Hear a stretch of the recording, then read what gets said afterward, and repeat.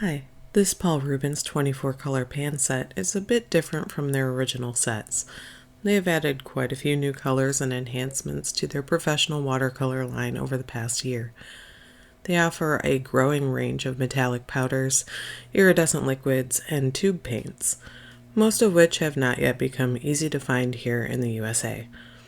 I was happy to see this set pop up on Amazon, as it features a few of those colors that had not been available in pan sets before.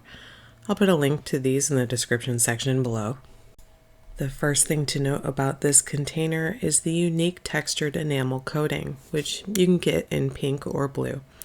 This metal tin is much more durable than the average watercolor case, with deeper wells and slightly matte white coating. There are little clip-on bars to reduce the wiggling of the pans when you touch them with a brush. This would help them stay in place if you dropped this palette when the lid was closed, but it's not super secure, so it would not prevent the pans from coming out if you happen to drop them face down while the case was open. Each pan is individually wrapped with a sticker that shows the color name and pigment code ingredient. You can place this sticker on the bottom of the pan to always have them labeled. The color chart is on a thick cardstock, which sadly is not as nice as the watercolor paper they have had in previous sets. As usual with Paul Rubens, some things have gotten lost in translation, and the Chinese characters don't always match up with the English words. I'll show a close-up of all the color name typos and pigment errors after I swatch the colors. The listing for this set said that these phosphorescent glitter watercolors contain a trace of gold powder. It was very hard to tell from the product photo, as these did not initially appear to have any glitter. It's super delicate, which is an odd direction for them to go, as they have both plain watercolors and mica glitter sets already that could have been used together. Or you could just use a single pearl color or iridescent medium to mix in your own desired amount, if you wanted that less in-your-face sparkle effect.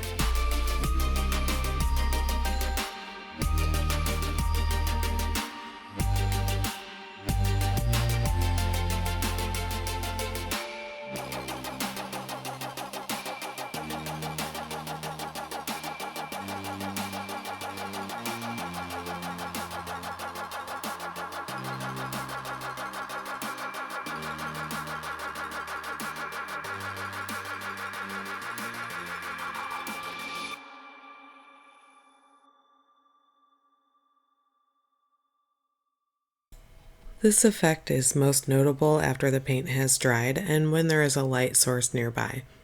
However, they said it was a gold shimmer, and it's not. Instead, it's a small particle reflective silvery pearl white mica that has been added to every normal paint color. If you've ever seen Jelly Roll's clear Stardust gel pens or a Wink of Stella brush marker, this is a very similar effect.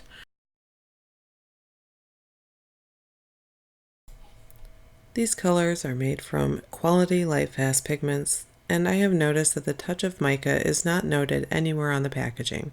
I think it's indicated by the metallic version of the stickers on the pans.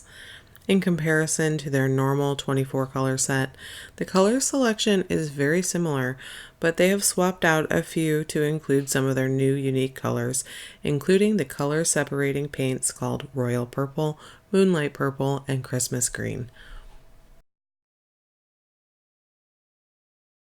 This set also has their lovely rose red that they skipped in their original 24 set, but they had it in their 12 and 48 pan sets if you happen to miss out on it before. They took out the cadmium red, but it still has cobalt blue, so there's still some minor toxicity. This is definitely a professional quality paint made for adults. It is overall a well-balanced selection with multiple options for mixing trios. As long as you don't mind a little sparkle effect on your art, this set could be used for any subject matter from portraits to botanicals.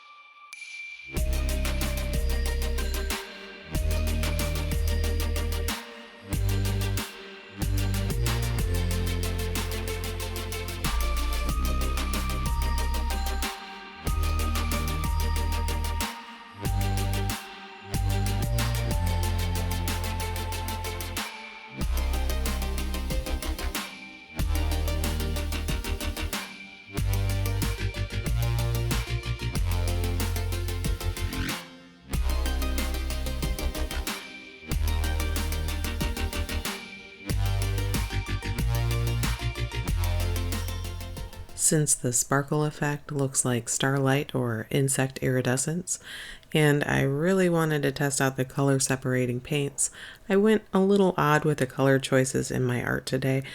Those three colors really need some extra effort to show their separation of pigments. They're best used with a lot of extra water and some salt texture. In this painting, I used them as I would normally with watercolors, and there was very little in the way of unique texture. This is unlike the Daniel Smith versions of these pigment mixes, such as Cascade Green and Imperial Purple, which can do spectacular effects with minimal effort. Both Paul Rubens and Roman Szmal Aquarius paints have been adding colors to their lineup that appear to be trying to mimic Daniel Smith. So I'll be doing a close-up look at those paints compared to each other in an upcoming video. I'd love to hear your thoughts on this set, and if you think there's a place for this hybrid of color with just a tiny little hint of delicate glitter, how would you use it in a painting? Let me know in the comments below. Thanks for watching.